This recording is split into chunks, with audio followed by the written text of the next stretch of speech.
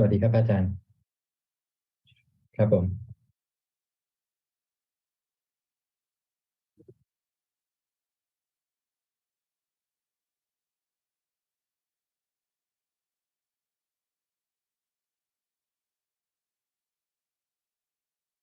สวัสดีครับอาจารย์ครับผม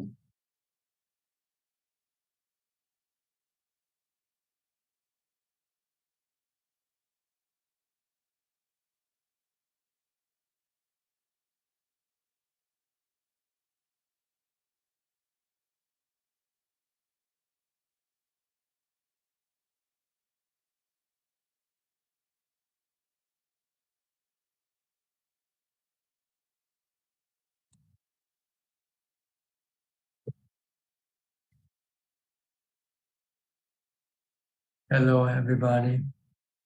Welcome to another Dhamma meeting where we will discuss the Buddhist practices of charity, morality, and meditation.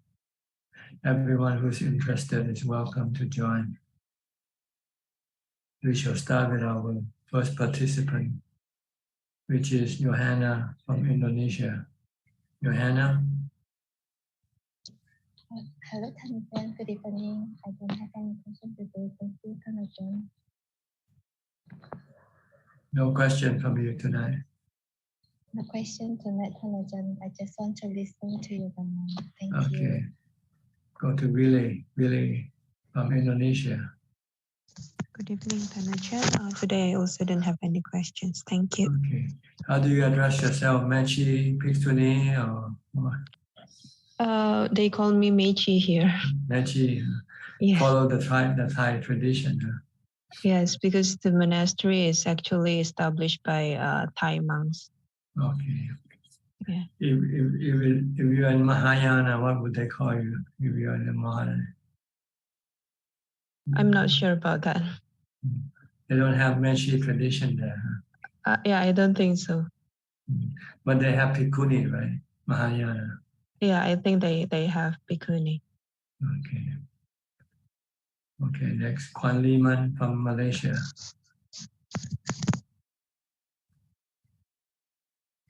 Ajaan, I'm still not thinking much, so the mind is quiet and happy within. I did contemplation on birth, which I find more impact. Yeah, so I contemplated on childhood and teenager, and having to go to school for many years, and then adulthood, busy working for many years. And then, most important, I contemplated on the practice. Ajaan, can you hear me? Yes, go ahead. If in the birth I cannot find a true teacher that teaches the teaching of the Buddha, it will take even longer time to be liberated. And worse still, if I'm reborn as an animal, there's no chance to practice. So I contemplated this way. And I also contemplate on the 4 elements. The earth element in the body is no different than any of the rock or table or car or things outside. And the water element in the body is no different from the water outside. So when I did the contemplation, the mind remained at peace. The time, Ajaan, when the mind is quiet and calm, there were times when I see the craving and defilements rise and cease. The mind did not react on those craving and defilements. There was only when the mindfulness is very solid and the mind was empty, then only I saw the rise and fall. Yeah, that was how I practiced, Ajaan. Yes, but do you still do what your cravings ask you to do? No, I didn't react to. You didn't do anything your cravings want you to do, watching, listening, drinking, for enjoyment. Yeah, I was putting the cup of tea in my mouth, and then I saw the craving, and then I did not drink it. Then the craving just ceased. So it was a experience that, it rise and it just. You should ask yourself, what does the body need? The body needs water, but it doesn't need tea, right? It doesn't need the taste of tea. Doesn't need. So just when you're thirsty, just drink water. Don't drink anything with flavor or smell or color to enlighten, to make it enjoying. You don't want to enjoy your intake of the 4 elements. You want to take them for maintenance of your body. And when you breathe in the air, you don't choose what brand of air you're breathing, right? You just breathe the air, the natural air. So when you drink water, you don't choose whether it's Pepsi or whether it's Coke or whether it's whatever they're selling in the market. These are all sensual pleasure. You have to know how to separate the essential from the sensual, the essential from the sensual pleasure. Yeah. So at that moment when I saw it, I just didn't drink it. But after that, when I was not mindful, I drank it. I know. Sometimes when we contemplate, we thought we know everything. But when the time comes, we just seem to just went blind when our cravings come up for the things we used to like. We forget all about contemplation. Yeah, but I was very happy to see that moment when it comes up and it just sees away when I do not react on that craving. Yeah. So I have to do more. So you have to watch your action, whatever you do, whether you do it out of for sensual pleasure or you do it out of necessity for the body. Yes. But I have not been going out so much already, not even to the temple. So I'm contented practicing at home. Yeah. You're abstaining your sensual organs from contacting sensual objects. You are restraining your sensual organs, your eyes, ears, nose, tongue, and body, not to go after the sensual objects. Yeah. Thank you so much, Ajahn, because of the 6 hours on the spot, it helps a lot it improves a lot in the practice. Yes, increase your mindfulness, and it's also resistant to your cravings. You can overcome a lot of your non-essential cravings, cravings to move around, to do this and that for no particular purpose other than just to pass the time. Sometimes we do things just to pass time. Yes. Yeah, I'm so grateful that I can join Zoom and listen to Thana Ajahn Facebook Q&A and also the talk. And it helps a lot in the practice that I have to go through on my own. I'm so grateful to have a teacher to guide me along the way. Yeah. Since I came back, since I joined Zoom and joined Facebook and see Thana Ajahn in person, I find that my practice is better now. Thank you so much, Thana Ajahn. Okay, I hope it keep improving until you get to the top, okay? Don't stop improving yourself. Don't stop improving. Don't be smart. Thana Ajahn, I haven't feel Jubilee yet, but I can manage to get into the same state of calmness and emptiness every time I sit. But I'm still thinking of the Jubilee that Thana Ajahn was saying. Yeah. Keep watching your cravings. Try to stop them, get rid of them. So, but yes, okay. Thank you so much, Thana. All right. Next, Claudia from Nuremberg, Germany.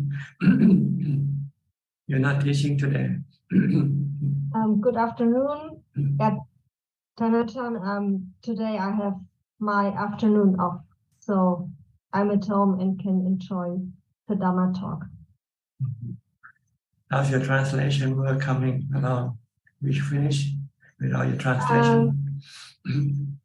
So Kenneth is still helping me with proofreading the Skype sessions, and I'm very grateful for that. And while the proofreading, while Kenneth is doing the proofreading, I still translate your biography. Beyond And Earth. It's beautiful. I love to translate this very interesting book, and it's wonderful. I think it's the best book I ever translated. Did you finish the first book yet? Yes. The first book is finished by me, but so about each week, my husband and I send another chapter to Kenneth for proofreading, and we will publish it when everything is really fine and good. Okay, just want to know. So when you finish, we can then post it on my website also for people to download. Yes, that's what we would like to do. Yes. The first book is about sensual pleasure. It's painful. Is that the book you translated? The first book was the Skype sessions. So the first book that I translated of you is was the Skype sessions. I think it was volume 6. Oh, Q&A session. Yes. Yes. Dhamma for the asking. Yes, exactly. Okay. Yeah, it's very good. Okay. So maybe your German friends can understand better the teaching of the Buddha. Yes, we want to publish it also on the German website of the community I'm a member of. It's a community where Theravada and Mahayana unite because we are very few members. And for the Theravada school, we want to publish the Skype sessions. This one is finished, complete, it's already published. Excuse me, Taracha? The first book is already complete and you have published it already. No, it's not published yet because we still send chapter by chapter to Kenneth for proofreading it. Yeah, and I'm very grateful that he does it. So this is the first book, the question and answer. Okay, yes. Dhamma for the asking. Yeah, okay. Yes, Kenneth just show me. Yeah. I'm gonna see. Yes. Okay, whenever you finish, let me know. Send me the link so I can then have it download and then put it on my website for others to download it. Yes, I will do. I will definitely do. Yeah. Thank you. Right. Good. Anything you like to say or ask tonight besides the book? Not at the moment, maybe later. Okay. Thank you. Go to Professor Kenneth from Switzerland. Good afternoon, Ajaan. Yes. I think we're on the final chapter now. I see. Okay. So it should be quite soon. Good. You find it interesting? Good enough? Informative? Yeah, actually, I remember at the time these Skype sessions were live. I was listening to them at the time. I think it was the end of 2014. Mm-hmm. So it's very enjoyable to read it again very carefully, and I get a lot out of it. Thank you. Good. Anything tonight? Yeah, Ajaan, I wanted to ask, I think yesterday was the Magga Buddha. Yes. And I wonder if you could briefly say something about the importance of that and the teaching that the Buddha gave on that day. Okay. This is the day in which 1,250 noble disciples, Arahant disciples, who was ordained by the Buddha and who became enlightened after listening to the Buddha's teaching. After they became enlightened and became Buddhist bhikkhu, the Buddha sent them to in separate directions to go spread the Dhamma teaching. And after they've been away for a while, I think their mind thought of the Buddha, and somehow all 1,250 Arahants just decide to come and pay the Buddha a visit unannounced, and no, without any appointment, just from the heart. So on that day, Maghabucha Day, which is the third month, the third lunar month of the lunar calendar, on the full moon, all 1,250 noble disciples came and paid respect to the Buddha. And that day, the Buddha gave a summary of the teaching of his teaching, maybe as a guideline for other noble disciples to follow. That all the Buddhas teach these three things. First, abstain from all bad karma. Abstain from doing all bad karma. Second, do as much good karma as you can. Third, purify your mind. Purify your mind by the practice of vipassana, samatha, and vipassana meditation. So this is basically what the Buddha taught, to let the noble disciples know. They already knew, but maybe they might not get the picture. So the Buddha sort of paint the picture that every Buddha who became enlightened will teach these three things: avoiding or abstaining from doing bad karma, such as killing, stealing, committing adultery, lying, and taking alcohol, drinking intoxicant, things like that, including gambling and being lazy. Being lazy also is a vice according to Buddhism, because when you're lazy, you're not producing anything.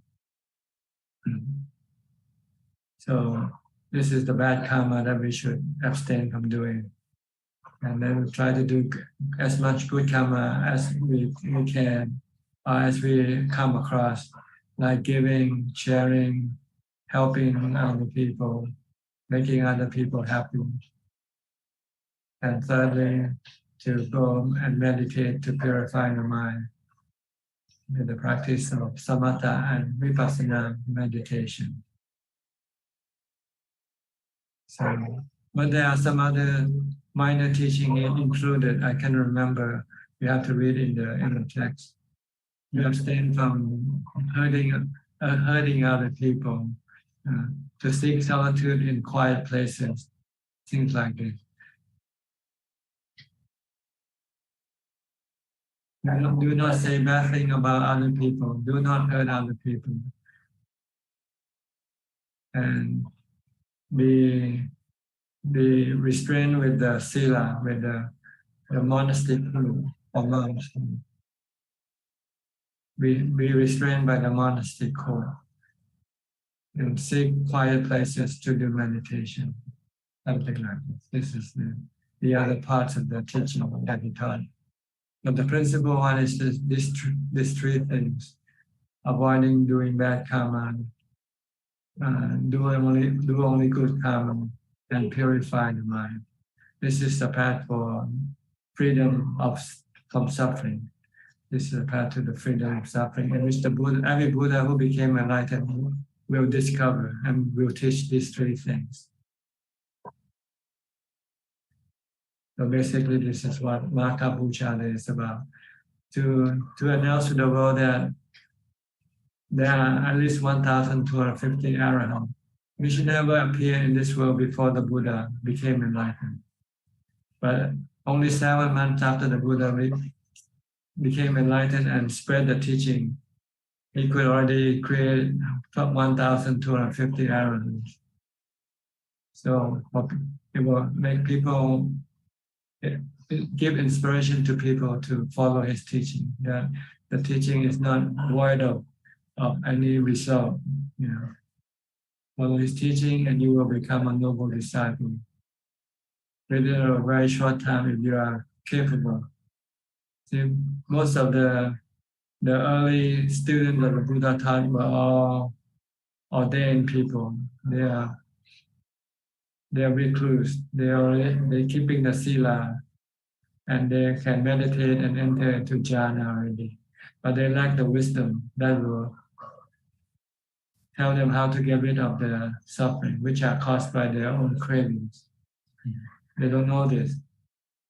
So when the Buddha said your suffering is created by your cravings, so they have the capacity to stop their own cravings if they come up. Like the desire for not to get old, not to get sick or die. This is what causing us to have stress concerning our body. But if we know that if we don't want any stress, we just have to stop this desire not to get old, not to get sick or die. Meaning to accept the aging, sickness, and death as they come, because there's no other way we can stop them. And when we stop our desire from not wanting to get old, get sick, or die, we have no stress. When we get old, when we get sick, or when we die, we just remain calm and normal, as if we were not sick or dying. So this is what made the earliest group of students become enlightened very quickly. As soon as they heard and they understood the cause and consequences of suffering and craving, the connection, then they can stop the cause of suffering, which is craving. Then they became enlightened. Once they became enlightened, they wanted to be part of the Buddhist Sangha. So he asked the Buddha to give them the ordination. And the Buddha just said, come and be my bhikkhu. And that's it. So they became his bhikkhu, his followers. And then he told them to go separately in different direction to spread this new found knowledge to other people who doesn't know. So they go to in separate direction and go alone, not to go together. So the message can be spread as wide as possible. So maybe after they went, they taught and they created more noble disciples. So that's why within the 7 months period, from the day the first day he started teaching to the day when Amaka Puja Day, is 7 months. So there is already 1,250 arahants appear on this earth, which never happened before the Buddha became enlightened. And this meeting will only usually happen only once in every Buddha's era. Okay, so this is the significance of the situation. Okay. See, in Buddhism we have 3 important days which recollect or commemorate the Buddha, the Dhamma, and the Sangha. The day that we commemorate the Buddha was Visakha Puja, the day when the Buddha was born, became enlightened, and passed away. This is the day we're commemorating of the Buddha. Then on the 8th month of the lunar calendar, we celebrate Asaraha Puja Day, which is the day when he spread the teaching, when he proclaimed the teaching to the world. The first sermon, the Dhammatalk of Vatana Sutta. So we call this the day we're commemorating the Buddha's teaching or the Dhamma. And then Maka Puja Day, this is the day when we're commemorating the day of the Sangha, in which there are 1,250 noble disciples come together to join and to pay respect to the Buddha. So this is more or less like the heart of Buddhism, included in these 3 days: the Buddha, the Dhamma, and the Sangha. So we want to keep up this tradition so we can pass it on to our next generation. Okay. So then they would want to know what is Maka Puja. Then they can go and do some research do some study and find out what actually happened on that day. What is Visakha Puja Day? They go research and they find this is the story of the Buddha. And on Asala Puja Day, the day when the Buddha first gave the first sermon, the first Dhamma teaching. So they would learn these three things refers to the triple gem, the Buddha, the Dhamma, and the Sangha. So in Thailand, we celebrate these 3 days in a big way, like people giving food. On Magha Puja Day, I counted about 1,080 people giving food. It took about 1 hour and 40 minutes. Normally it took about 45 minutes to 1 hour. But on Magha Puja, we have 1 hour and 40 minutes. And about 1,080 people. On regular normal day, there's only about 200 people. Like today, there's less than 200, about 200 people. And on weekend or on Buddhist holiday, Buddhist Sabbath day, we have usually 300 plus. But on big days like these three days that we commemorate the Buddha, Dhamma, and Sangha, we have more than 1,000 people giving food. So it's a big day in Buddhist calendar for Thai Buddhists. And every temple will then do what we call the candle procession around the stupa or around the shrine to pay respect to the Buddha, the Dhamma, and Sangha.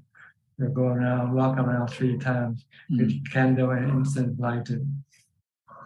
And then after that, the temple will lead practice of meditation, listening to Dhammatalk for the whole night until morning.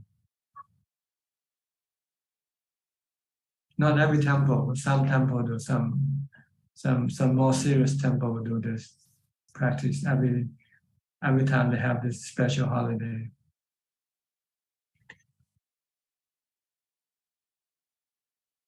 Okay, anything else? That's very clear. Thank you very much for that teaching, Ajaan. Thank you. Okay. Next, Anura and Ramya from New Zealand. Hi, Ajaan. Good evening. So I think I want to ask about the Magha Puja. I think Kenneth asked. So just thank you for that. I really didn't know that that's for the reason. So thank you for explanation. And it was inspiring to watch the Pindapat. And I saw that at the end of the Pindapat, so it's distributed to some people at the end, so excess food. So Poor people come and receive food every day. Yeah. We have the excess food, so it's useless to keep it. You have to look after it. So it's better just to give it away right away. Yeah. Thanks for explanation, Ajaan. Thank you. Okay. I have no question. Happy to listening from you. No question from you, Ramya? Not today, Ajaan. Okay. Thank you. Maybe later if you like. There's always second chance, second serving. So it was interesting to listen to the previous discussion about craving. So we have the same. So when you're in a peaceful mode, it's easy to contemplate and meditate. But when you're in pain or in distress, so it's hard to get back to think about that craving. So we always naturally do what we have used to do. So we need to practice a lot of meditation to get equanimity. Once we have equanimity, then we can remain aloof. Yeah. Be able to take control of our cravings. Because we are with friends and family, so we also tend to do what others do sometimes. That's why the Buddha said only associate with people who are more advanced equally advanced as you are. Yes. Don't associate with people who are less advanced in the practice. That's true. That's very true. Yeah. So we have cut down a lot of we don't watch TV, and I mean not much social interaction, but we do the absolute must have. So it's still Yes. I don't know how people continue while watching and having entertainment. Now we realize it's the most difficult part. Yeah. People need something to feed their minds. So yes, if there's no sensual objects to feed their mind, they become lonely, they become sad, because their mind keep craving for these sensual objects all the time. But if you meditate and you can temporarily stop this craving, then you feel happy without having to watch anything or drink anything or eat anything. Yeah. So meditation is a very good form of making your mind contented, bring contentment to your mind through meditation. Then you can stop a lot of this activities, sensual activities. Okay, we'll go to the next person. Thank you. Next, Avani from Kuala Lumpur. There are quite people from Malaysia and Singapore visiting now. We have about two groups. One group 60 of them, and another group of 30 of them. All right. Good evening, Ajaan. Yeah, Malaysia, I think it's holiday now as well. A lot of people are traveling as well. Yeah. So And it's this cool morning, a lady from Indonesia also came and gave food in the morning. I think she brought some donation from Rusli, I think. Yeah. I don't have any question at the moment, Ajaan. Yeah, I'm just listening. Okay. Thanks. Good. I'll go to Kok Seng from Singapore. Then. Kok Seng. Yeah. Good evening, Ajaan. Yeah, tonight I have some questions to ask. Recently, I was listening to a YouTube video of a talk about meditation. So just hope that Ajaan can help to clarify some of my doubts. One of them is in the video it was mentioned that there is the Buddha was asked what type of meditation is praised by the Buddha, and the Buddha mentioned that the meditation that leads to the jhana are praised by the Buddha, and the Buddha is also asked what type of meditation is not praised by Buddha, and the Buddha replied that those meditation that do not lead to the eradication of the five hindrances is not praised by the Buddha. So from here, if the speaker was saying that during the Buddha's time, the Buddha only teach samatha meditation and did not teach vipassana meditation. And vipassana is only used when we are not in meditation for dealing with our life day-to-day problems. So I just want to verify with Ajaan, is this correct? No, the Buddha taught both samatha and vipassana meditation. But the instance that they were talking about was when he was talking about just merely samatha meditation. But he also taught vipassana. The Four Noble Truths is vipassana. The three characteristics of existence is vipassana. Birth, aging, sickness, and death. This is vipassana. Asubha, this is vipassana. Yeah. This is knowledge. Vipassana is knowledge. Samatha is equanimity or calm. So you need both in order to be able to overcome your cravings. Yeah. So first you develop samatha to get equanimity. Then you teach your mind the hidden side of truth that we don't see, like death. We don't talk about death. We don't talk about asubha. So we have to bring up this side of the truth. Bring it into the front burner. It's usually being kept in the back burner. People don't want to think about death, don't want to think about aging, don't want to think about sickness. Because when they think, they feel unhappy. So in order for you to be able to think about this thing without not being unhappy, you have to have meditation. You have to have equanimity. If you have equanimity, you come out from jhana, your mind will not be reacting to this information, this knowledge. So you can then contemplate it for a long time. The reason why you need to contemplate for a long time is because so that you don't forget. See, generally we keep forgetting about death. Even now, I think you forget about that. It's only now that we bring it up. If you don't come into this room, you probably won't heard about death at all. So, Prajan, so when we so-called teach our minds, you're referring to we do contemplation. That means we think over what we are Keep thinking about it. Keep thinking about repeating it until you remember, until you never forget. Right now, you keep forgetting. As soon as you leave this room, you forget about that. You start thinking about living for a long life, planning for retirement and so forth. But in fact, you might not live to retirement. You might die before that. But you never think it like that. See? I've actually heeded Prajan advice. I've already retired. I've already quit my work. Yeah. Prajan, can I just clarify? So when we are doing contemplation, we are actually doing vipassana meditation. Yes. And but you have to do it separately from meditation. When you meditate, you don't want to contemplate because they are going against each other. When you meditate, you want to stop thinking. But when you contemplate, you have to think. So don't do contemplation when you do meditation.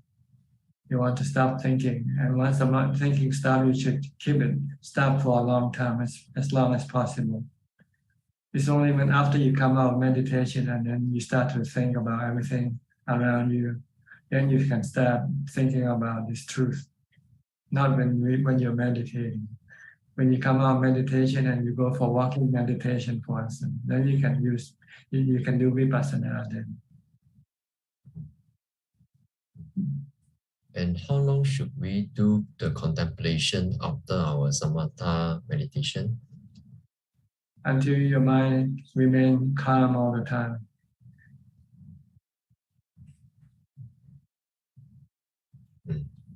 Yeah. Okay. Yeah. Okay. Thank you, Prajan.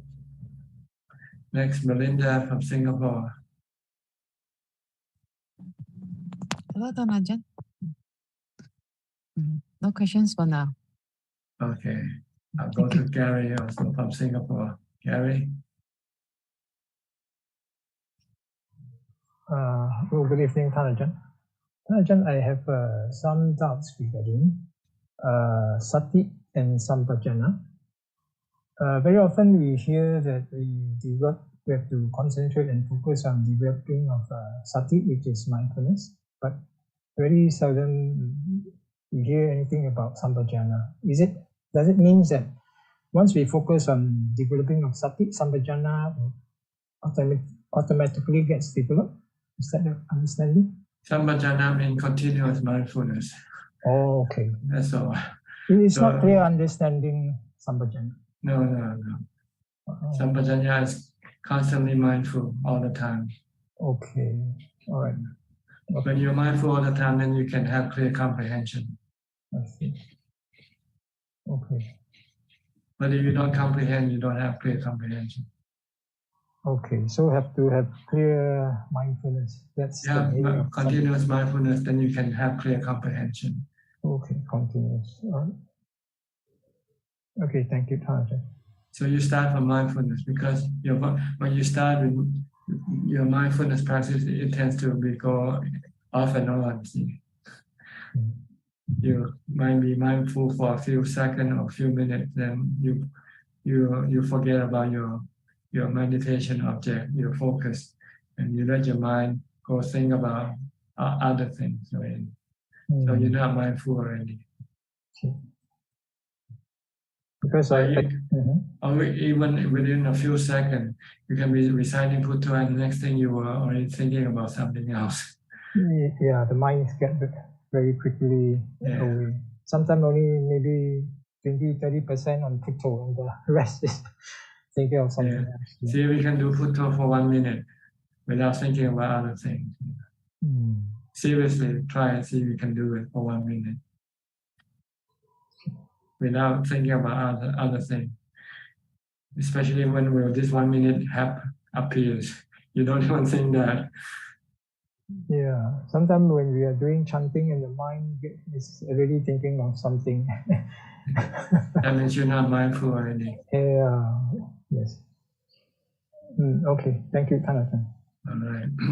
Philip from Malaysia.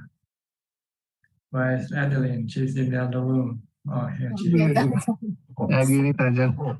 I don't have any questions. I mean, Kenneth already asked the same question I wanted to ask just now. So, yeah, it should be okay.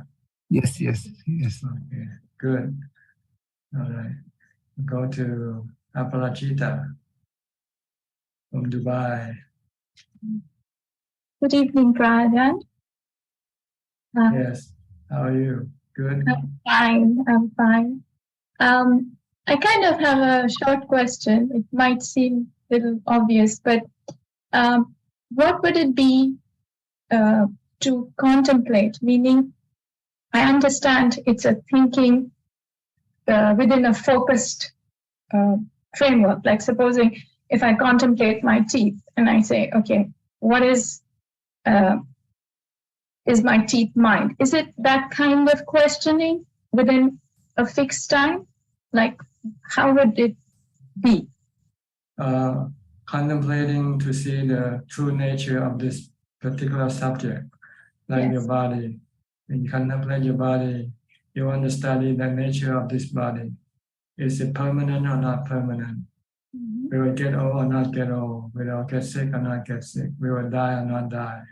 This is the study that you want to find out about this body. Okay. So that repeated sort of questioning and staying with element. Within the framework of the three characteristics of existence. Everything you study, you want to put it in the frame of these three characteristics of existence. Whether it's your body, your feelings, or your mind, they must be within this frame of the three characteristics of existence. Okay. All right. So you will see how they work. You will see that your dukkha, your stress, arising from not seeing the true nature of your body, or forgetting the true nature of your body. Your stress results from your desire, not wanting to let your body get sick or die. If you do this, it means you already forget that the body is subjected to aging, sickness, and death. So you must not think that you would want the body not to get old, get sick, or die.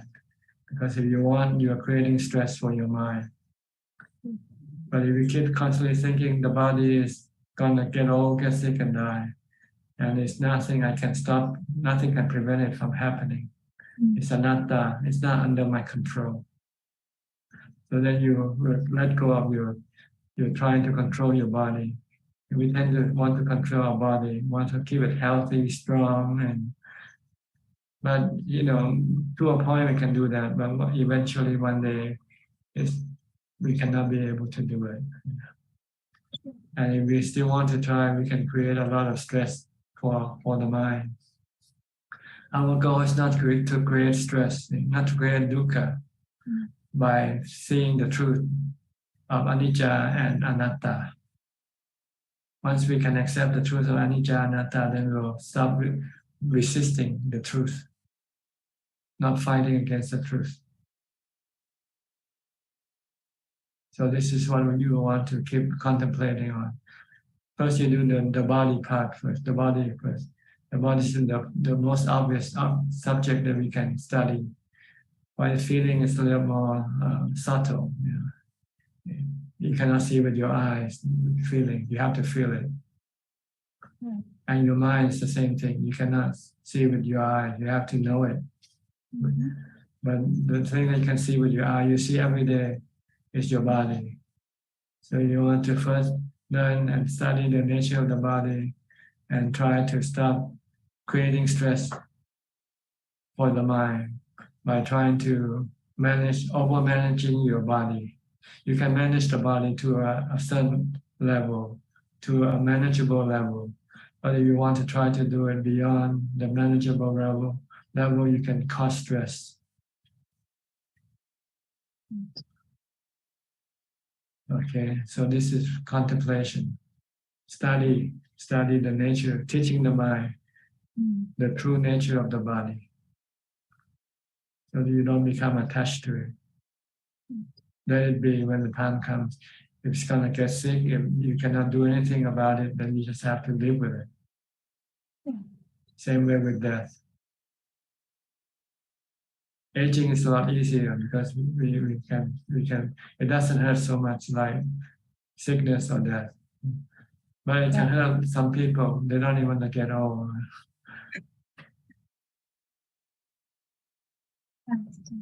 Okay.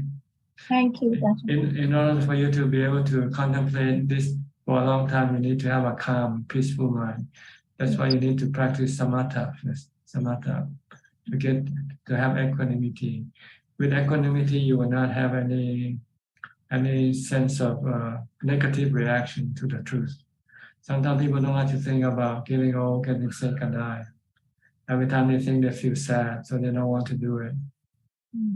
But if after you come out of your meditation, your mind tends to be very calm and not reacting to the truth. Then you can then study and try to put it into your memory. The reason is to study and until you don't forget. So whenever something happens to your body, you will not react. You say, this is the way it is. Okay, I'm getting sick. I catch COVID. Okay. So what? Oh, I'm gonna die. The doctor said you got cancer, terminal cancer. Okay. You have to be prepared for these things before it happens. Then you will have no stress. Your mind will remain peaceful and calm, separated from the body. Because the mind and the body are two separate entities. They are identical. They are attached twin. They are attached to each other, but they are not the one and the same thing. They are separate. The mind doesn't get sick or die with the body. So the mind shouldn't have any stress, any worry or anxiety regarding the body, getting old, getting sick or die. This is the goal of practice. To be able to accept aging, sickness, and death without any qualm. Okay. Thank you. All right. Next, PL Walpola from India, right? PL. Canada, actually. Canada, I'm sorry. Toronto, Canada, yes. Toronto. Yes, Bhante. Sadhu. I have a question about emptiness. I don't know whether this is too much of a deep subject or not, but anyway, I thought I'll ask. When you talk about emptiness in the sutra text, they're talking about emptiness of a self from the five aggregates. Yeah. Also, sometimes is commonly defined as that. Sometimes of the six senses, but emptiness is five aggregates. Emptiness of self from the five aggregates. Is it the same as Sakayaditi, or is it like a bigger phenomena, like emptiness of all phenomena? For example, arising and passing away. Yang Kinchi Samudaya Sabbandha Nirodha, in between emptiness, or is it something? Is it point to the same, or is it different? Well, when we speak of emptiness, there are actually two aspects of emptiness. The physical emptiness is when we're in space, this is considered to be empty, right? When you enter into space. But when you're on Earth, you have everything around you. So you're not empty. Okay, it's not empty. You have people, things, mountain and trees and so forth. This is the physical emptiness. And another emptiness, which is more important, is the mental emptiness, the mind. Okay, the mind is like a television screen. When you turn on the television, what happens on the screen? You got pictures of people and things running all over the screen, right? Yes. So when you turn it off, what happens? All these pictures disappear. Then you got emptiness. It's the same thing when you meditate. When you're not meditating, your mind creating all these emotions, feelings, and sensual objects coming through the body all the time. So this is not emptiness. But when you meditate, you're pulling your mind away from these sensual objects and stopping the mind from thinking, from creating emotions and feeling and everything that appears in the mind. So when you reach the fourth jhana, everything becomes empty. The mind becomes empty of all these objects, these mental objects. That's where we want to go to, because when in that emptiness there is peace and happiness and equanimity and contentment. See? And we have two types of emptiness, mental emptiness. One is the temporary emptiness when we enter into jhana. But once we come out of jhana, this emptiness will disappear because the mind will start to create things again and start receiving sensual objects into the mind again. So the mind start to become agitated, start to become restless, so forth. In order to make the mind as if it's empty like when it's in jhana, you have to use wisdom to teach the mind to let go of all the sensual objects that it comes into contact with. Even though there might be sensual objects in the mind, as long as the mind is not attached or reacting to them, then it's as if the mind is still empty. So we need the contemplation of wisdom to be able to let go of the mind's attachment to everything that appears in the mind. Then you get this permanent emptiness, which we call nibbana eventually. So is it equivalent to nibbana at the end? Yes, permanent emptiness. When the mind is, even though if the mind come into contact with anything, it's still reacting as if it's in empty space. It doesn't react to anything. So you start from an object and slowly go deeper and deeper, like from the form to the next aggregates slowly, and eventually you pull your mind away from the aggregates by using anapanasati, mindfulness of breathing. Keep watching your breath, and then your mind will be pulled away from the body. And also stopping thinking, stopping the mind from thinking to generate feelings and emotions. Then when the mind stops, then everything becomes empty, everything disappears. All that is left is just peace and equanimity and happiness. But this emptiness doesn't last, like when you come out of the meditation, for example, talk about nibbana, like when you come out with your reacting with the rest of the monks. When you come out, your defilement will start working again. See? Your craving will start to come to play. This is why you need the work of wisdom to get rid of your craving. When you come out, when you see a bottle of Coke, you say, "Oh, I'm thirsty. I want to drink a Coke." Or when you see a plate of pizza, you say, "Oh, I want to eat pizza." So this is craving. So the arahat stops at when you see, you only see when you hear. In other words, they don't go on. No craving, no craving toward anything. No craving toward anything. Yeah, no proliferation of thoughts. In other words, no prapanya. They stop. No attraction and no aversion to anything that it comes into contact with. This is the work of, you need the work of wisdom to be able to teach the mind not to react. They are aware of everything pretty much happening, but the craving is gone. That's all. Yeah, it's not affected by what appears, what it comes into contact with.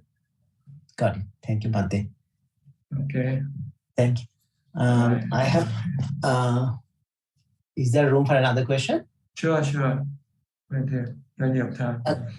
Okay. So I'm talking about the equanimity. Like there are three ways of describing equanimity. One is of the fourth jhana.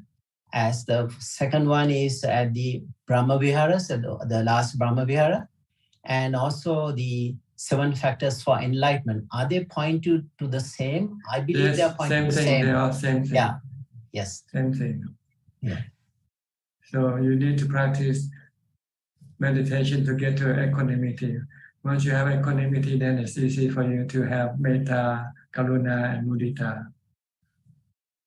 If your mind is not contented, it's very hard to be metta, karuna, and mudita. So metta practice 2 leads to jhanas. That's the 4th jhana is what's called the 4th Brahmavihara, in other words. Yes, you meditate to get to the equanimity. Once you might have equanimity, your mind is content, happy, then you can be kind, be nice to other people. If your mind is not happy, if your mind is angry, you cannot be nice or kind to people. So you need to have equanimity in order to have the other 3 Brahma Vihara. Yeah, when you talk about the equanimity of the 7 factors for enlightenment, it's actually, the same thing. Same thing. Now, when you talk about 7 factors for enlightenment, I mean, you cannot have 2 paths for enlightenment, so it has to fit to the Eightfold Path.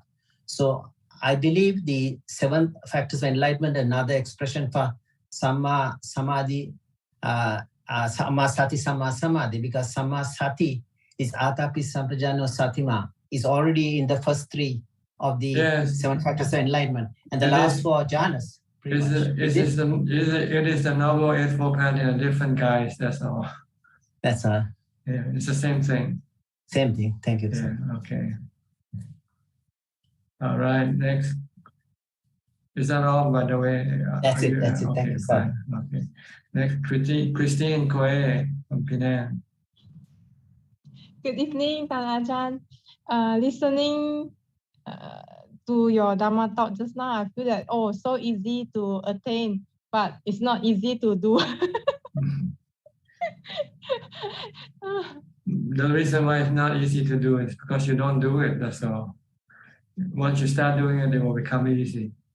Yeah. When you first start doing something new, it seems hard.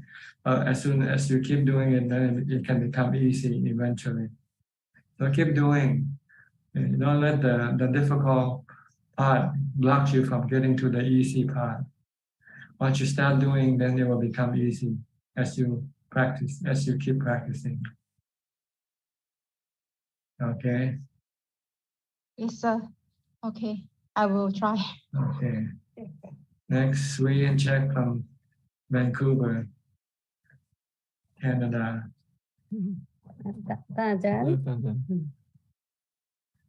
Ajaan, that was really good. About the Maga Puja. Now, I really like the teaching. And I didn't know the 3 days. I only know Visakha Puja. Yeah, I think mostly in other countries they only celebrate the Visakha Puja Day. Yeah.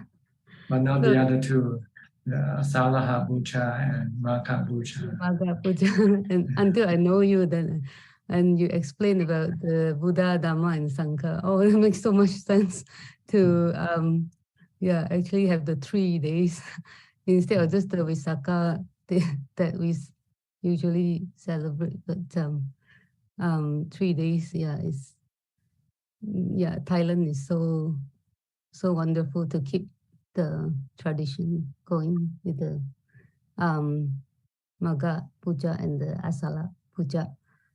And Ajaan, you were saying the Asala Puja is the one that the Buddha gave the Dhamma Cakkappavattana. The first discourse. So it's about the 4 noble truths, and Noble Eightfold Path. Noble Eightfold Path. And then just now you were explaining that the Magha Puja is about is all the Buddha were taught about doing good and avoid doing evil and purify the mind. Yes, this is the summary of the teaching of all the Buddhas. Oh. And it covers everything. It covers everything. So it covers all that's the main. All of your practices. Sila, Dana, Sila, and Bhavana. Avoiding bad karma is Sila, or morality. Yeah. Doing a good thing is called charity or Dana. doing good karma. And purifying the mind is meditation, bhavana. So it's another guy, it's the same thing. Dana, Sila, and Bhavana in a different appearance, that's all. The Buddha is quite clever. He can make his teaching interesting all the time. He's always introducing something new. But actually it's old wine, a new bottle. So he can and he gives so many different analogies to Ajahn. It's very good at marketing, the Buddha. Marketing the Dhamma teaching. So people don't get bored. So there's some new product coming out from this company. And last time I remember you talked about the franchise. So funny too. Like the franchise system is like go and check on the franchise. This is the way the Buddha laid out his franchise from the start. See? This is how I want my teaching to be taught. So all the noble disciples know what to teach in the same manner, in the same way. So it's like having different branches of his teaching spread all around the world. Like they have McDonald's and KFC all over the world. But I remember you talked about Longta Mahabua, like you check on the So the Buddha doesn't do that, right? He can't. He travels to different parts of the. He goes and check his noble disciples everywhere he went. See? He didn't say put in one place. He keep moving around. Oh, he's always moving around. Yeah, he stay here for one or two months. Then he will go to the next location, and he go on to the next location. Wow. To teach the Dhamma, and also maybe to meet his noble disciples who might have established monasteries and see how they are doing. Oh, wow. It's like checking his franchise, whether they came up to I love Ajah's analogy. So you can be so modern too. And like the Visakha Puja, like what's the main teaching, Ajahn? The Buddha teaching the birth, enlightenment, and his passing away. That's the teaching. Oh. The story of the Buddha. The story of the Buddha. Oh. We're commemorating the birth, the enlightenment, and the passing away of the Buddha. Oh. So we study his life story. He was born as a prince, and then he became a monk at the age of 29, became enlightened at the age of 35. And after his enlightenment, he became a supreme spiritual teacher for 45 years until his passing away.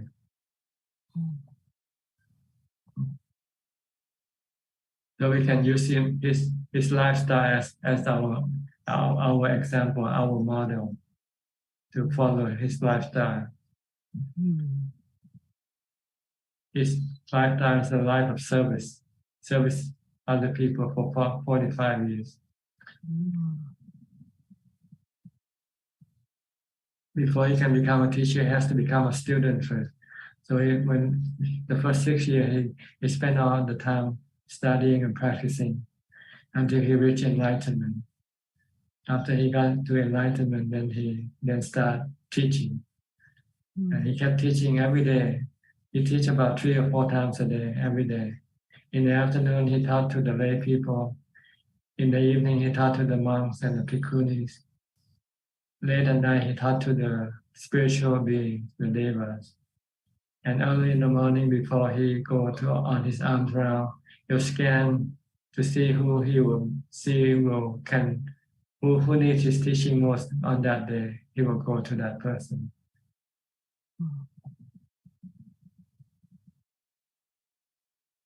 So this is his normal routine. He has five things he does every day. Teaching people for and then the 5th one is going on arms round to feed his body. That's all he does. That's all his activity. Wow.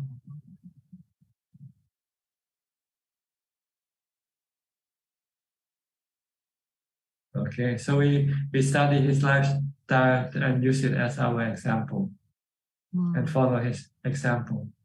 First, we are now students. We have to be studious, keep studying and keep practicing for the goal of enlightenment. Once we have reached enlightenment, then we can teach. But don't do that. Don't teach before you become enlightened, because you'll be like a blind teaching a blind. You have to open your eyes first before you can see. Once you can see, then you can tell the other people how to open their eyes so they can also see.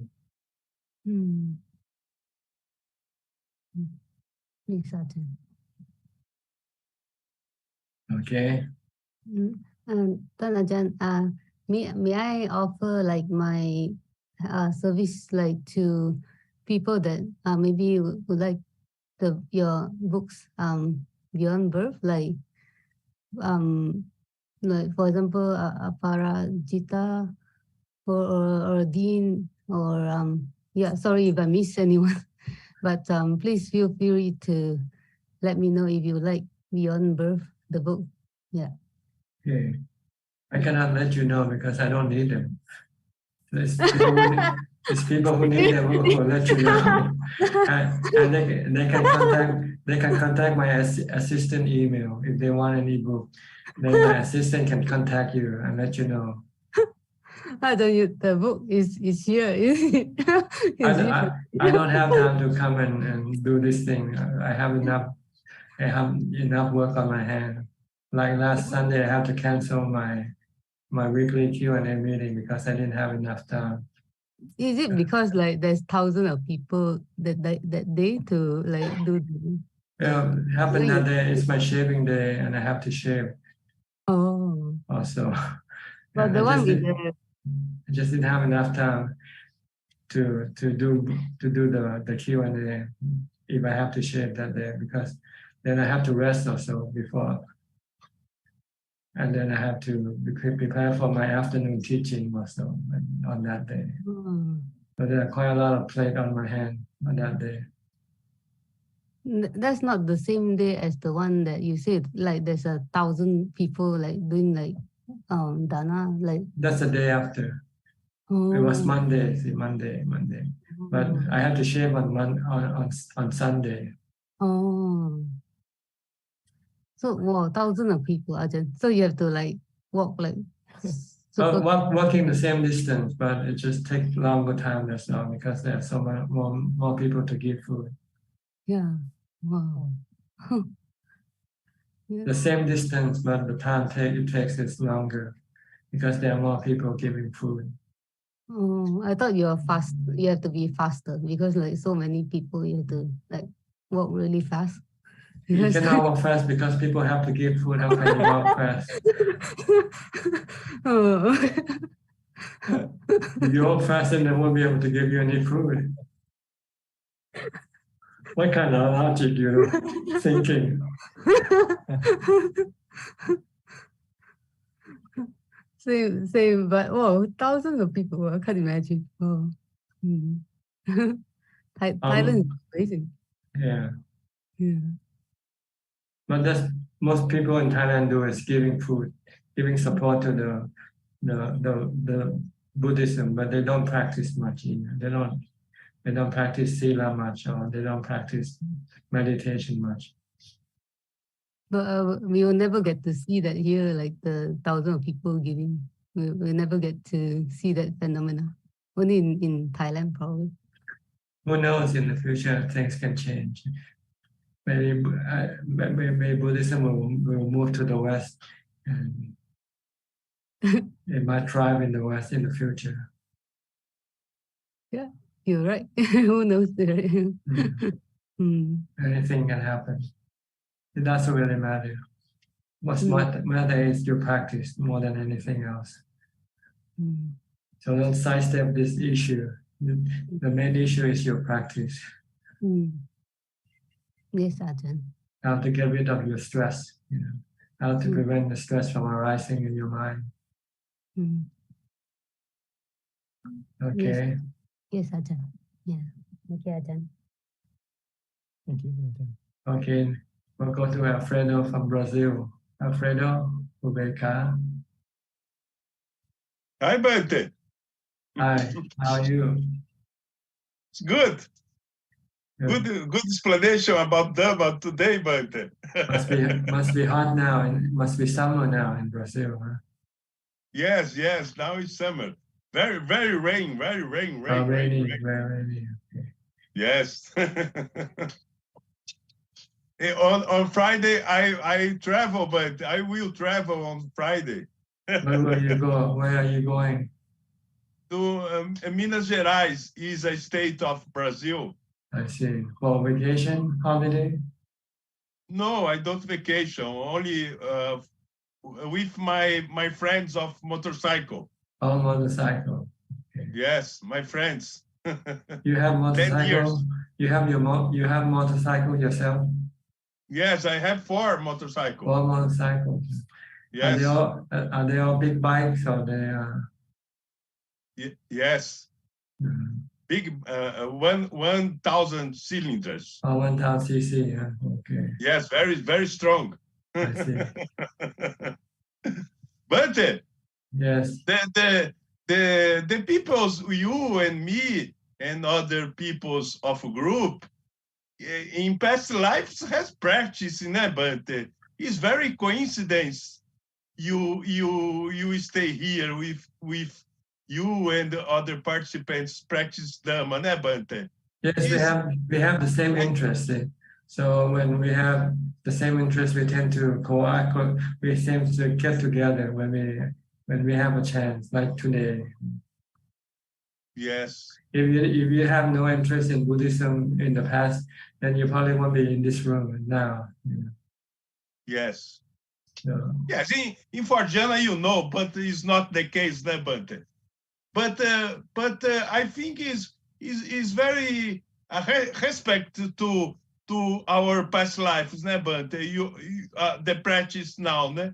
Say I like to think this. Your past life has influence on your present life. What you used to do will make you want to do the same thing like as before. If you used to like to ride bike in this life, you also will have bikes. Maybe in your past life, you also have bicycles, motorbikes in your past life. Yes.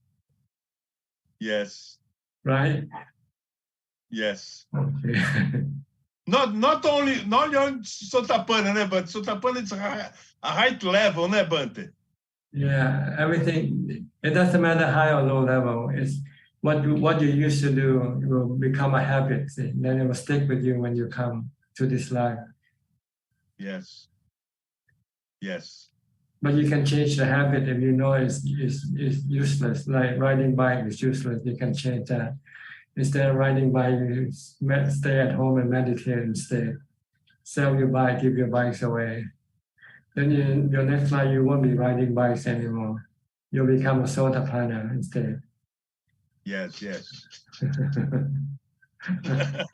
but the is there a karma, Bante?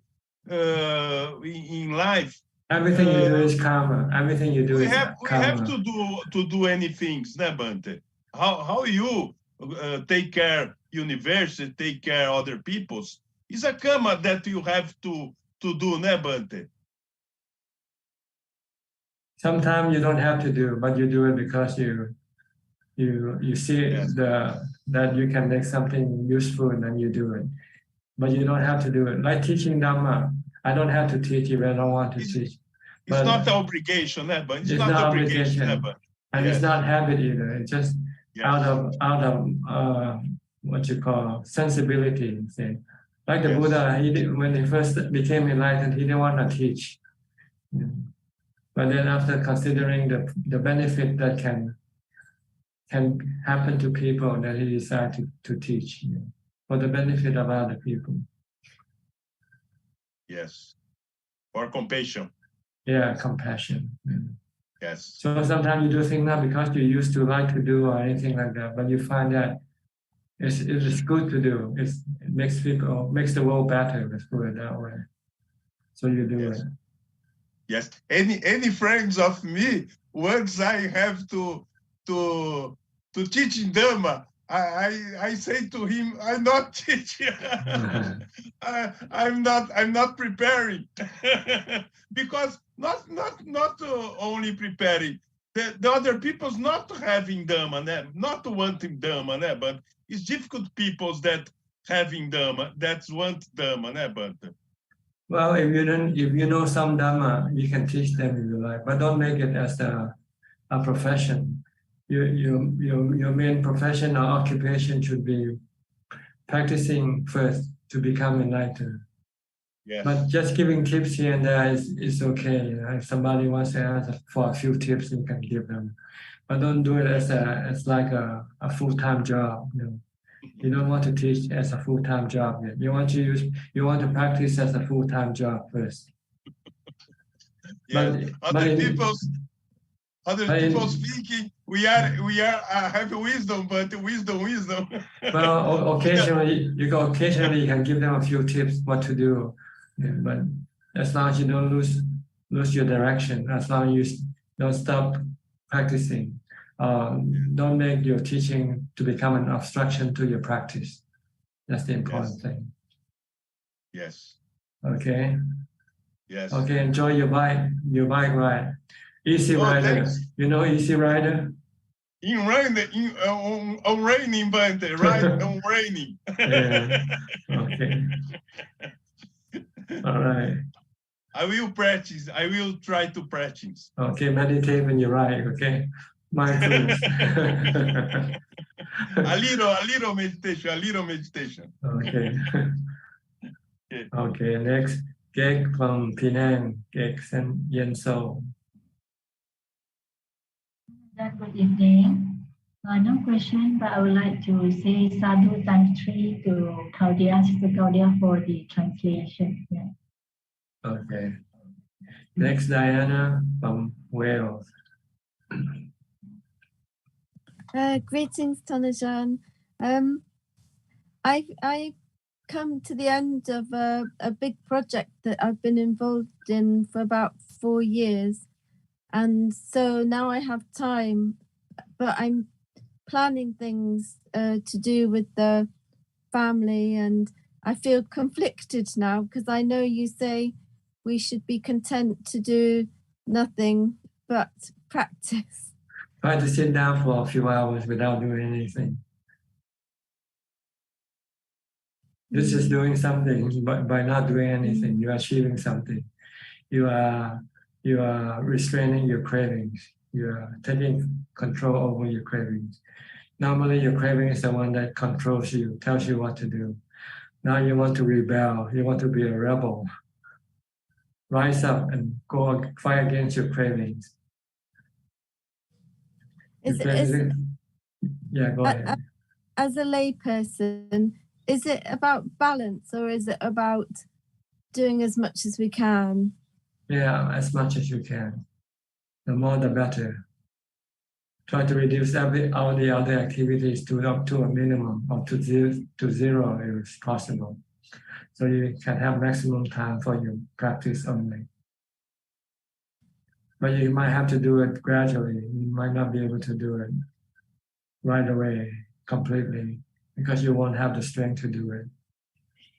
Because your craving is still strong. It's not easy to go against your cravings all the time. So you might be able to go against some easy craving, but not some difficult cravings. Do you think as we get older and we're less able to do things, it gets easier? Or do you think the defilements come in anyway? Yeah, age doesn't matter so much because what you do is in your mind, not in your body. Mm. Because when you meditate, you don't hardly use the body at all, right? You just sit down. Mm. But sickness and can be an obstruction to your practice. When you feel sick, you don't feel like meditating. Mm. Mm-hmm. Thank you. So do it while you're still young and you're still not being affected by your sickness, by your body condition. Okay. All right. Thank Next, you. Rudy. Rudy, where are you from, Rudy? I came from Indonesia. Yes, go ahead. Can I help you? I don't have, it's not just now, I don't have any question first. Okay. I'll go to Dean, still in London. Good. Unmute your microphone. Okay. Hi, Ajaan. Thank you. Go ahead. Go ahead. I'm in London. If there's one thing I would say, an update and ask you at the end is to do with sati and equanimity. It's always a pair. So I practice, and at the time of death, I see my thoughts or the internal mind, mental state is so fast, right? No matter how hard I try to practice now, it's very silly, that could happen at any kind of condition.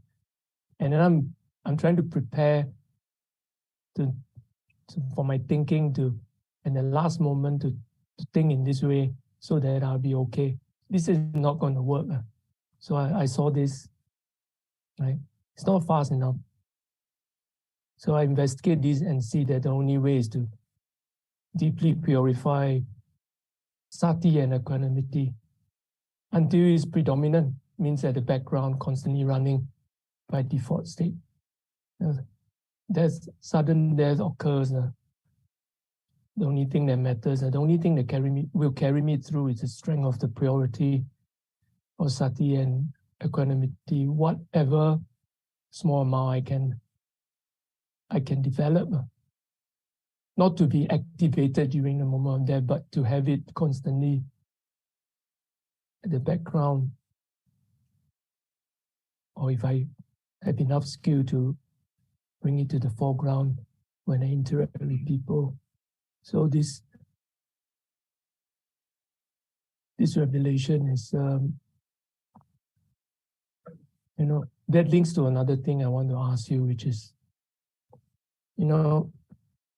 for a long time, I think, the important thing is practice sati, concentration, because the main is panya, understanding. I love the purity of concentration, right? But I'm a human, no? I cannot be in this quiet tranquility and concentration. I need to open my eyes and do things.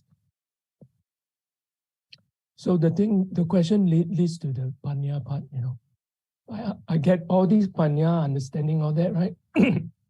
Moment of death, I die. Body stop functioning. Then if I born again, which I know what it's like to be born again and baby and you don't know anything, all this panya understanding, what for?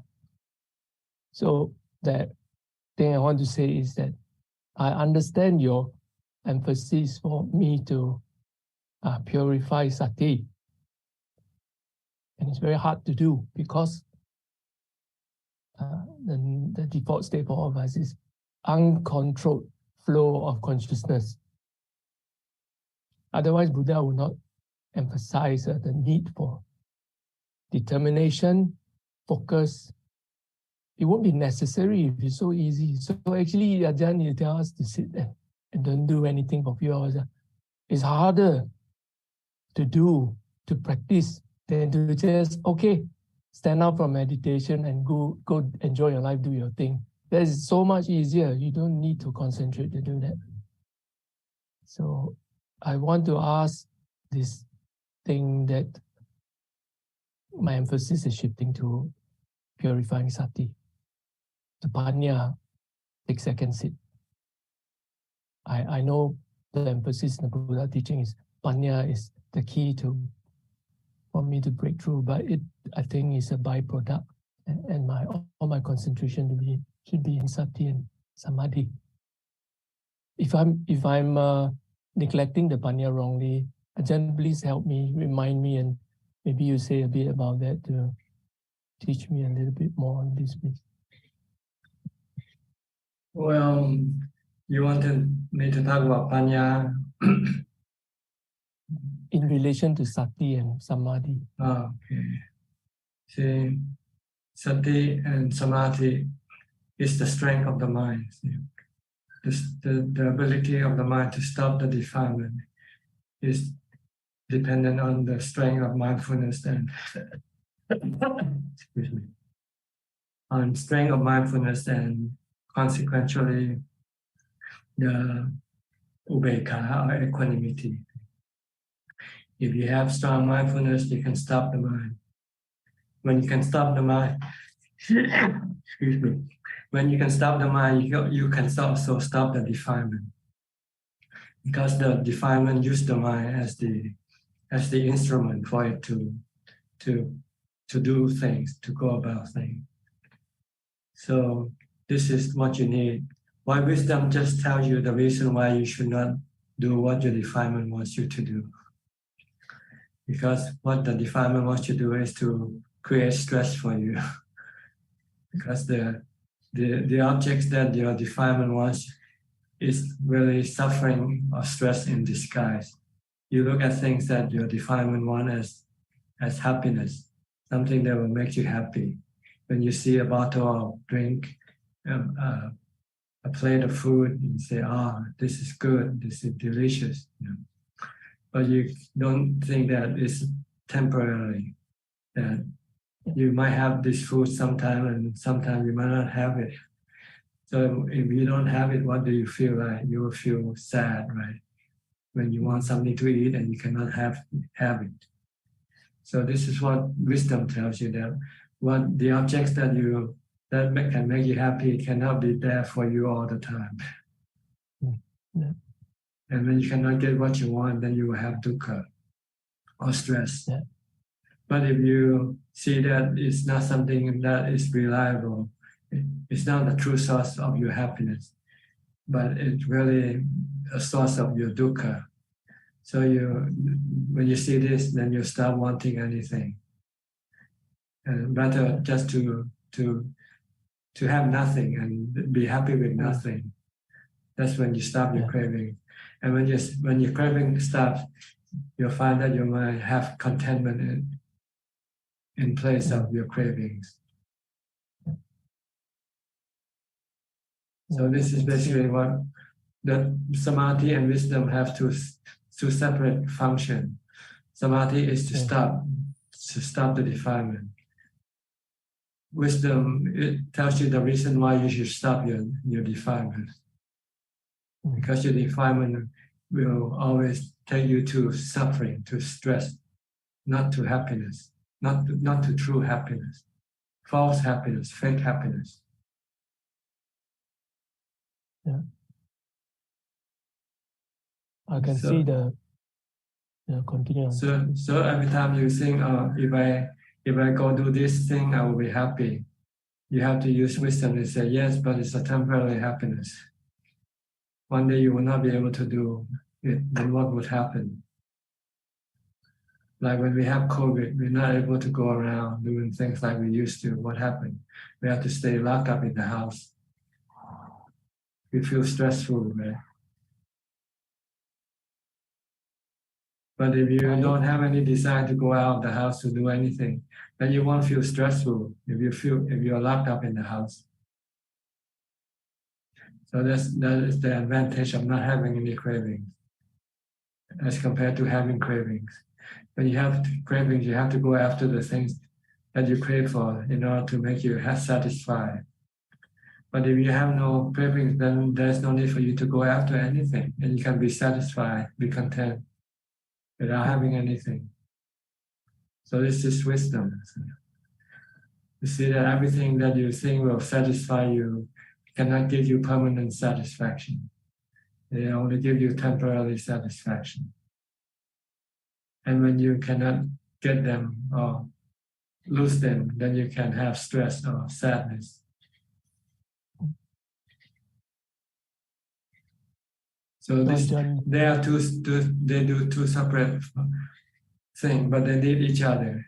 You know, wisdom needs the support of equanimity or samadhi in order to be able to stop the defilements. With samadhi alone, samadhi doesn't know the reason why it should stop the defilement.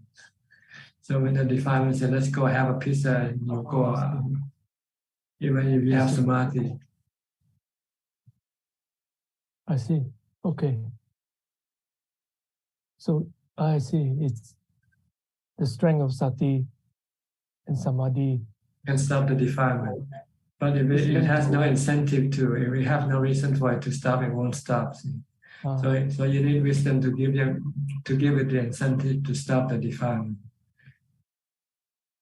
I see. It's the sati, samadhi, and panya. They work as a team. They work as a team. In fact, it's like the beginning trace of any of these parts. The other parts. You need sati to get to samadhi. Once you have samadhi, then you also need sati to teach your mind the truth, the Four Noble Truths and the three characteristics of existence. Okay. Yeah. I see. It's very fast. It's all together at the same time moving. Okay. So it's not, I don't need to treat it as a byproduct or secondary. I just focus on the sati and the samadhi. The panya is always with the growth of the strengthening of sati and samadhi. Panya is also learning the truth. Okay. Learning that your craving is the creator of your stress. Because whatever object you could crave for is temporarily, can give you temporary satisfaction. And when you lose it or when you're not able to have it again, then you will have stress. Yeah. Is every thought, every thinking that arises, whether helpful for me or not helpful, things that people talk about, I interact with. Sometimes when I choose to use the sati in the world, I can have glimpse of not dissimilar to visions of the dying corpse happening in front. Even the best teaching, the talks are mental content. Some are very, very useful and highly valuable. Even that, if I sit for 1 whole week of silent retreat, it fades away. So when I die, all this, the good is good, it serves its purpose. So panya, sati, samadhi, I think this is the only thing that's worthwhile in life, because everything else will be disappointment. That's right. With sati, with samadhi and wisdom, you can always generate contentment. You can keep producing contentment in yourself, in your mind. So you won't have to have anything to make you contented or happy, because you can be happy without having anything. If you have sati, samadhi, and wisdom, and panya. And the first teaching, the first 5 khandhas was mentioned to me when I don't know anything about Buddhism. And now I know that I'm these 5 khandhas, and the suffering is within this framework of the mind and body, not outside. So even if I sit with my eyes closed in meditation, I could still suffer. It's all inside these 5 khandhas. And I don't know why I've been swimming in this suffering for so long. It's quite silly, but I didn't set out to cause trouble or create this suffering. I mean, if I know better, I would have stopped. So now I'm trying to learn how to stop this. Even if I'm 50 years old, it's a bit silly. It's like a small kid now. So I will continue to practice. Ajahn, I've taken a lot of time, so I think I should move on and let other people. Okay. Thank you, Ajahn. You're very welcome. appreciate. All right. Thank you. Next, Alexa Aroka. Are you still in Holland, in the Netherlands? Yes, sir. Sadhu, thank you for having me there in your talk, in the Dhammatalk. Yes, I am still in Holland, and today they say here, winter without snow is like a summer without sun. And but we in Holland, 50% of the time is rain, so they don't have sun in the summer sometimes, and don't have snow. And today was not the snow, but these little white stones, and I was very happy. Me too. Yes, I am in Holland. All right. Do you have anything to say or ask? Well, I want to clarify something who is in my mind, for sure is not in your mind, but since I started following your Dhammatalkings or that we met, I had one PC, one telephone, and 3 laptops. But now, finally, I have a new telephone, and it's going very well, so I'm very happy, because either the microphone did not open, or I have to come in and come out many times. I get a little bit, messy out. These things sometimes play fun on us. I know. So now you know. And another thing is that I have, I try to put my keyboards in with a question sign, and I don't know what happened this program. Therefore, often I have to make a statement on the Sundays, and I cannot make a question clear. So now you know when I make statements, but now I'm gonna try to use the telephone, because I do with my laptop on Sundays. You understand? Or okay. Okay, then you know it's not because I want to make statements, it's because I don't have the question. Question mark on your phone. No question mark on your telephone. Yes. No, on the keyboard. But I will try after this summer, this Sunday it was not. So next Sunday I will try with the telephone, because the telephone is working beautiful. So I have much more joy to talk to you now, because this stress is gone. All right. Yeah. I'll move on then. Okay. Yes. Thank you, sir. Thank you. Okay. I just want to say one thing more, teacher. You ask Upeka if he have seen the movie Easy Rider. You might not understand what I said. No, the reason is because we learn English at school, but we don't speak English in Brazil. I do more because I live in Europe. So the name of the movie there in Brazil is Without Destiny in Portuguese. It means sem destino. Then if you say so, he will answer you. I think for sure he saw this movie because it inspired me too. I also am an ex motor rider. Okay. I mean, I'm still crossing the world from these movies. Yeah. I thought they all have the same name. I guess not. When you go to a different country, different language, they change the title to fit the language of the people. Yes. Yes, they do that, and indeed, sometimes in Brazil it's a pity because they damage the context of it. Okay, thank you for your info. Thank you for your info. No, thank you, sir. Next, Alisa Tang from Singapore or Malaysia. Ajaan, good evening. I'm from Malaysia. Can I help you? Yes, Ajaan.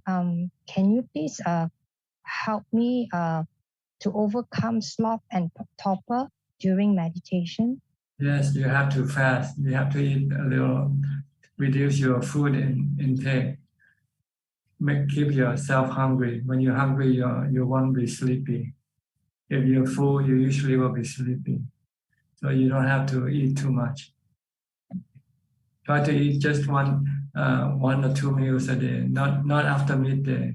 Then in the evening when you meditate, you won't fall asleep. I see.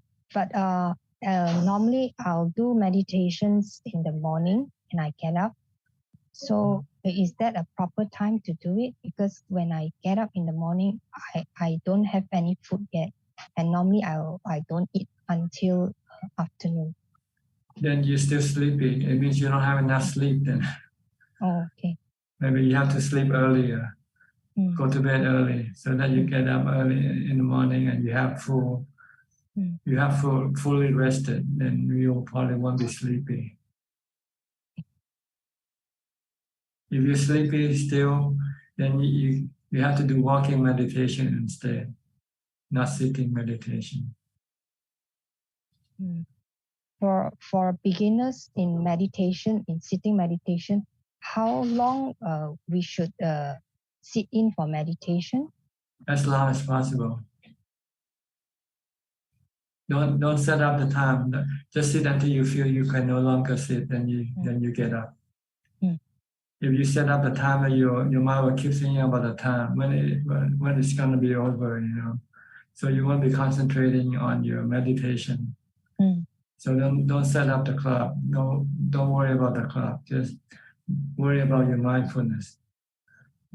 You need mindfulness in order for your mind to become peaceful. So stay mindful. What do you do when you meditate? Do you use the breath or do you use the mantra Bhutto? I will start off with the breath, and if I can no longer concentrate on the breath, like I'm feeling tired, I'll go to the mantra. Okay, try to do that for as long as possible. Until you could no longer do it, then you just have to stop. I will change like our chant Namo Tassa, but I think it's too short. Then I will change to the longer mantra. Yes, you can chant anything you like. In order to keep you continue with your meditation. Okay. But if you feel sleepy, then you have to get up and walk instead. So I have to do walking meditation? Yes, if you feel sleepy, when you sit and you start to fall asleep, then you have to get up and walk and do walking meditation. Because if you sit and sleep, then it's just like sleeping anyway. Yeah. Then normally I would just like open up my eyes and I stop doing meditation. Do walking meditation. You can walk. Okay, I try. You can use your step, watch your step, left and right. Or you can recite the mantra Bhutto, Bhutto as you walk. Okay, Ajahn. Thank you, Ajahn. All right, you're welcome. Next, Vandana. It depends on how you read it, I guess. Vandana. How do you read it? How do you pronounce your name? Vandana. Okay. Yes.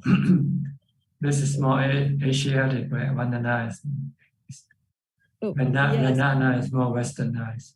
Yeah, they call me Vandana here in California, so I got used to both of them. I don't correct anyone anymore. I used to. First of all, I want to say thank you so much for your talk today. It brought a lot of bliss and joy just now listening to your talk. And I just want to say that I feel more and more, becoming more and more mindful, following your techniques, and of course, try to follow 8 or 9 precepts as much as possible. And one thing which I'm kind of now getting into, as you always say, do Vipassana after Shamatha. So when I'm done with the meditation practice, and which is the best thing which is happening for us as Clear Mountain Monastery, that our Ajans, they started morning and evening meditation. So in the morning we do it 4:30 to 5:30.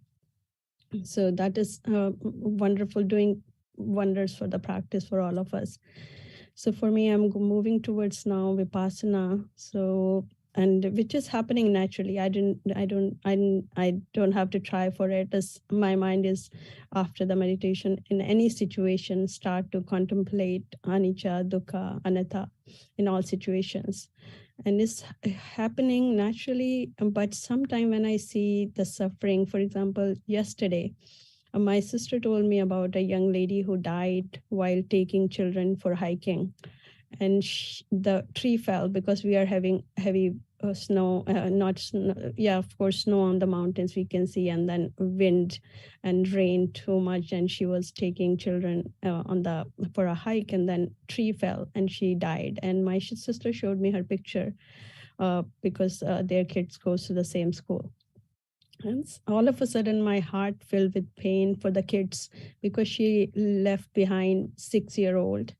I think the child is in 6th grade, yes, 9 or 10 years old. So again, in the meditation in the morning today, the tear came into my eyes, just thinking about those kids. They're too young to lose a young mom. So I want to understand this mind. I know the body will end, no matter it's a young child or an old person, the body is going to go and we have to let it go. But when I felt about the children, my heart just felt very sad. I started to cry during my meditation. And of course, when I started listening to you, the joy and the bliss arised. So I can see this impermanence right now. The things are changing right now within me. But can you please explain how to tell my mind when I see a young child crying for a mom? What should I tell myself? Because I can't help it. It's suffering. I can see the suffering. And people who don't practice meditation, for them, it's even double and triple suffering, because they cannot go beyond that pain. And how to help those people, and how to help myself first, because I feel so much compassion, sadness for the children who must be crying, losing their mom at such young age. So please provide some wisdom on that. Well, the answer to your problem is that you don't have enough equanimity yet. If you have strong equanimity, then you don't react. You just accept. You say, well, this is the way it is. What can you do? By feeling sad, does it change anything or not? Yeah. So your problem is that you don't meditate enough yet. You don't have enough strong equanimity to remain non-reactive to any situation. Excuse me. Okay. What can you do? Things happen, right? And the best way to deal with things is to not to react to anything. Just to merely accept. Oh, be aware.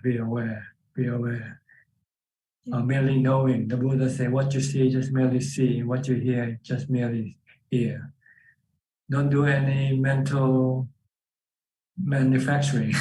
Don't create any thought or any thinking about children, thinking about anything. Don't do anything. Yeah, Leave everything I was alone. doing it. Yeah, I was not doing it. It's just popped in, right? When you meditate, the objects start to pop in, and then you observe them. That's and because that's your natural reactions. Yes. So you want to reprogram your reaction by doing more meditation. The more meditation that you have, the more upekkha you have, the more equanimity, then the less reaction you will have eventually. And eventually you won't have any reaction at all. Yeah, so I never met with those people. I just saw the picture on the phone. And but my question is that if Arhat, when they see somebody suffering, they don't react or they don't take any action. They just let it be and they just move on with their own practice. They see this is what it is. Birth is suffering, aging, sickness, and death is suffering thing. So if you don't want this suffering, don't born. Yeah. Don't take birth. They see this is the consequence of having birth, that's all. And there's nothing they can do anything about it. The only thing they can do is to prevent their own birth, that's all. They cannot help stop other people's birth. Everybody has to stop their own birth if they want to be free from suffering. The young children, they don't know, they don't have any concept of this, like 6-year-old or 7-year-old. Maybe they don't feel as maybe they don't suffer as you suffer because they don't know anything. And eventually somebody will look after them anyway. Yeah. Or if nobody look after them, they'll become homeless. You know, things happen, and eventually we all gonna end up dead anyway. No matter how things happen, sooner or later we all gonna end up dead. You have to look at the whole picture, the total picture. Oh, I do it. It's just at that moment when the child is suffering, I feel sad. The child is suffering. I can just provide my metta to them, and that's all I can do. So it's a sign to tell you that you're not yet have enough equanimity. You haven't yet gone far enough in your meditation practice. So you have to do more now. See? But you should be do anything if somebody needs help, right? Well, if it's within your ability or your concern, then you have to do it. But you don't go around the world and help everybody, do you? Every time you see somebody suffer, you go and help them. Whoever I meet, then I can't. Of course, nobody can help everybody in the world, but but whoever we meet every day, if they are suffering, we can try to at least lessen their suffering a little bit with providing some help if we can, right? If you can, if they need you. Yeah, exactly. Sometimes they might not need you. Yeah, when they need us, then we should go ahead and help them. Like Buddha I saw Buddha with so compassionate with even animals. But at the same time, you have to look after your own mind also. Yeah. You must not let it be consumed by grief, by stress, by suffering either. Yes, not the So grief. you have to help yourself too, not just helping other people. You have to help yourself. Maybe this is what they mean by having self-metta, having self-loving kindness. You also have to love yourself. Yeah.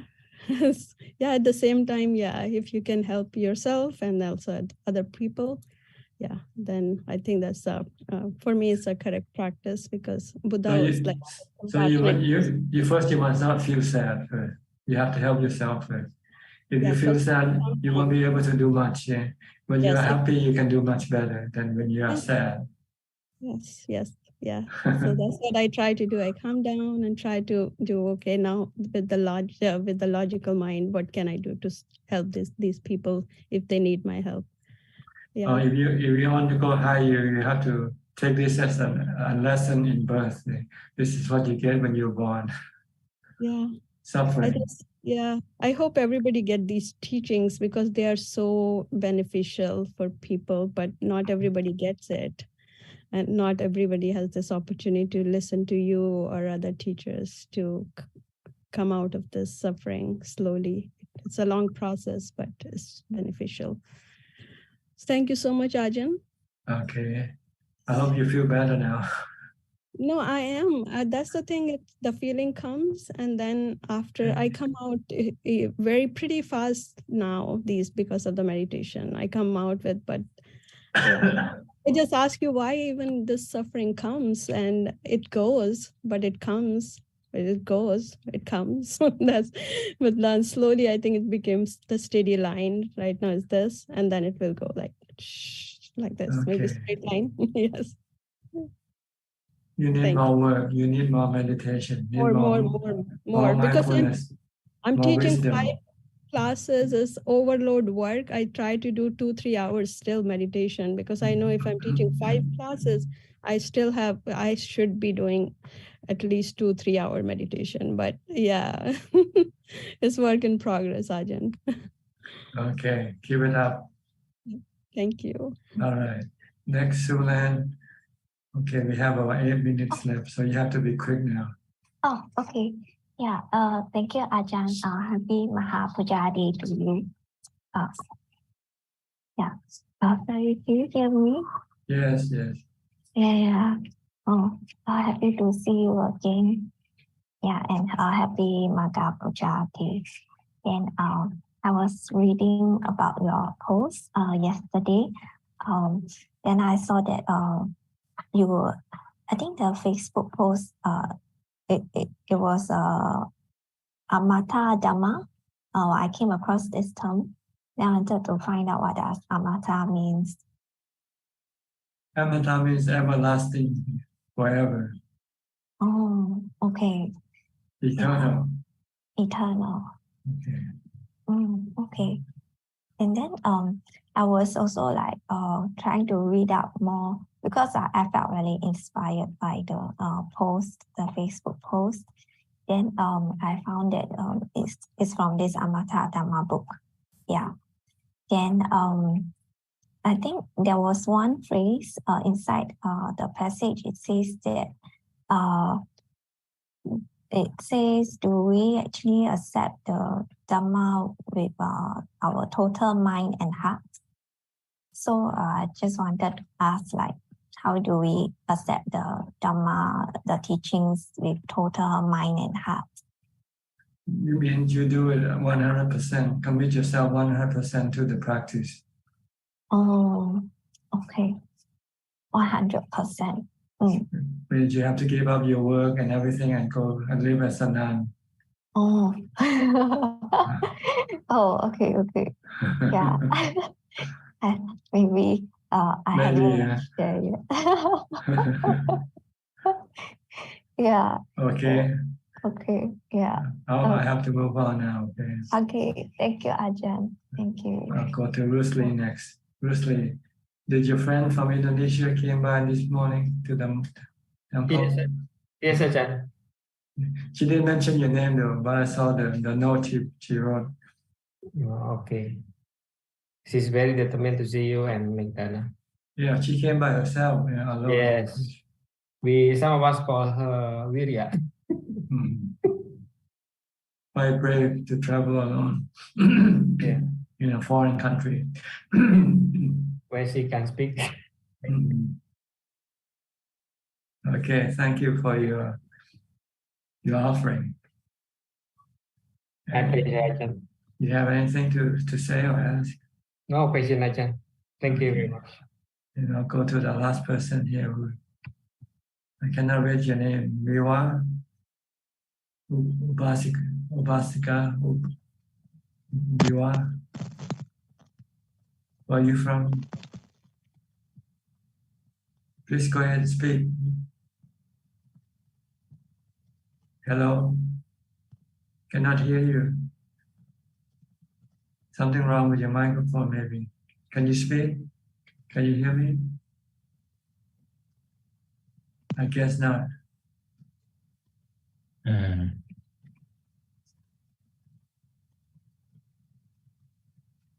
Would you like to say something? Go ahead.